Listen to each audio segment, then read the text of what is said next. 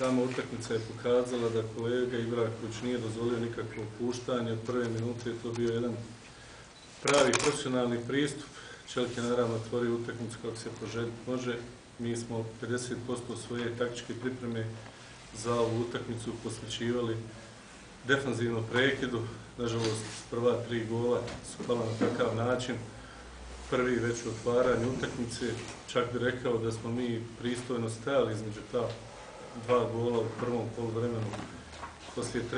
minute i prije 45. minute.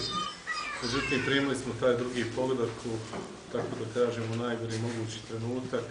U drugo poluvrijeme smo išli sa željom da što prije postignemo gol, kako bi Čelika eventualno napravili nervozni, međutim desio se taj 3. pogodak. Na kraju je to bila sve samo rutina. Čestitam Čeliku, zaista jedna korektna, fair utakmica, iznad kvaliteta, obzirom na plasman za Premier ligu, na plasman ove dvije ekipe. Također pohvalio suđenje, tako da vidimo da se može da igra dobro i da se sudi kvalitetno kad se igra bez prevelikog pritiska, pa rekao bi nekog značaja. Hvala, čuli ste gospodine, imate li pitanja? Ako nemate, hvala.